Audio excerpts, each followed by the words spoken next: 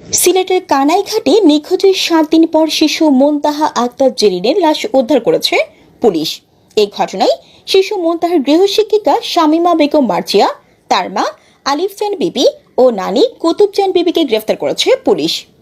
রোববার 10 নভেম্বর ভোরে মাটিতে পুঁতে ফেলা লাশ তুলে মুনতাহার চাচার বাড়ির পুকুরে ফেলার সময় হাতে নাতে গৃহশিক্ষিকার মাকে আটক করেন স্থানীয়রা। এ সময় গলায় রশি পেঁচানো অবস্থায় মুনতাহার লাশ দেখতে পান স্বজনরা। মুনতাহা আক্তার জেরিন উপজেলার সদর ইউনিয়নের বীরদর গ্রামের ভাদিরিফোথ গ্রামের শামীম আহমদের মেয়ে। গ্রেফতারকৃত 3 জনই মুনতাহার প্রতিবেশী।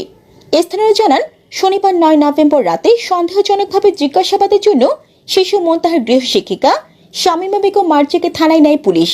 এ সময় তার আচরণ সন্দেহজনক মনে হলে মার্জিয়ার বাড়িতে মুনতাহার সন্ধানে তল্লাশি চালান স্থানীয়রা। রাত 3:30টার দিকে মার্জিয়ার বাড়ির আশেপাশে তল্লাশি চালানোর এক পর্যায়ে মার্জিয়ার মা আলিফ জান বিবিকে অন্ধকারের মধ্যে রাস্তা পার হতে দেখেন।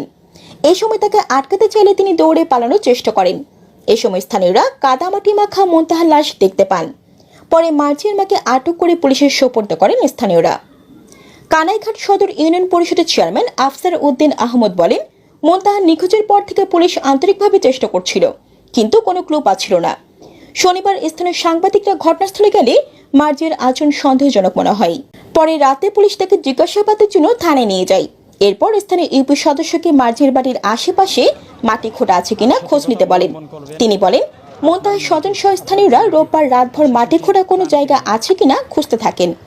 ফজরের আজানের আগ মুহূর্তে মার্জিয়ার মা আলিফ জান বিবিকে হঠাৎ অন্ধকারের মধ্যে রাস্তা পার হতে দেখেন। এই সময় তিনি দৌড়ে পালানোর চেষ্টা করলে স্থানীয়রা তাকে আটক করেন।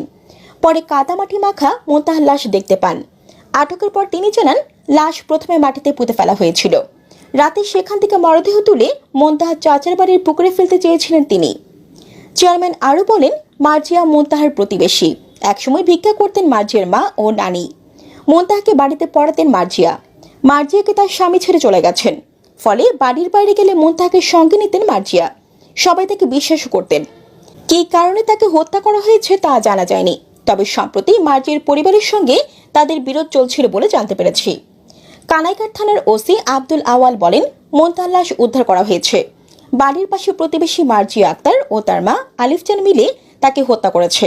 এই ঘটনায় শামীমা বেগম মার্জিয়া, তার মা আলিফ জান বিবি ও নানি কুতুব জান বিবিকে গ্রেফতার করা হয়েছে। তিনি বলেন, মুনতাহাকে গত রোববার 3 নভেম্বর অপহরণ করার পর হত্যা করা হয়। ওই দিনই তাকে শ্বাসরুদ্ধ করে হত্যার পর মরদেহ ঘরের পাশের একটি খালে কাদামাটিতে চাপা দিয়ে রাখা হয়।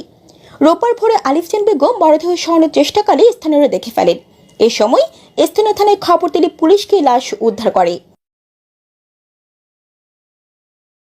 এই সময় মার্জিয়া, তার মা ও নানিকে গ্রেফতার করা হয়েছে। আলিফ জান ভিক্ষাবৃত্তি করতেন, তবে কী কারণে তাকে হত্যা করা হয়েছে তা এখনও নিশ্চিত নয়। ওসি আব্দুল আওয়াল আরও বলেন, শনিবার 10 নভেম্বর রাত 12টার দিকে মার্জিয়াকে আটক করে থানায় নেওয়া হয়। তাকে জিজ্ঞাসাবাদ করলেও কোনো তথ্য উদ্ঘাটন করা যায়নি, বরং সহজভাবে হেসে এসে উত্তর দেয়। এরপর ভোর রাতে লাশ উদ্ধারের পর তাকে গ্রেফতার দেখানো হয়। মুনতাহার লাশ খাল থেকে সরিয়ে নিয়ে পার্শ্ববর্তী পুকুরে ফেলার চেষ্টা করে। মুনতাহার লাশ পুকুরে ফেলে ঘটনা অন্যদিকে প্রবাহিত করা হত্যাকারীদের উদ্দেশ্য ছিল। গত 3 নভেম্বর সকালে মেয়ে ও ছোট ছেলেকে নিয়ে স্থানীয় একটি মাদ্রাসার ওয়াজ মাহফিল থেকে বাড়ি ফেরেন শামীম আহমদ। এরপর মুনতাহা প্রতিবেশী শিশুদের সঙ্গে খেলতে যায়। বিকেল 3টার দিকে তাকে খুঁজতে গিয়েও কোনো সন্ধান পায়নি পরিবার। খেলার সাথীরাও মুনতাহার বিষয়ে কিছু জানাতে পারেনি। সে সময় ছোট্ট শিশু মুনতাহার সন্ধান দাতাদের জন্য দেশ বিদেশ থেকে পুরস্কার ঘোষণা করেছিলেন অনেকেই। মুনতাহার সন্ধান এবং অপহরণকারীকে ধরিয়ে দিতে পারলে 1 লাখ টাকা পুরস্কার ঘোষণা করেছেন কয়েকজন প্রবাসী। সামাজিক যোগাযোগ মাধ্যম ফেসবুকে তারা এই ঘোষণা দেন। এছাড়া ফারমিস আক্তার নামে সিলেটের এক নারী সমাজকর্মী মুনতাহার সন্ধানদাতার জন্য একটি স্বর্ণের চেইন পুরস্কার ঘোষণা করেছিলেন। তখন এই পরিবারের সদস্যরা সন্দেহ করেছিলেন মুনতাহাকে অপহরণ করা হয়ে থাকতে পারে। জান্নাতুল আফসানা, নিউজ ডেস্ক।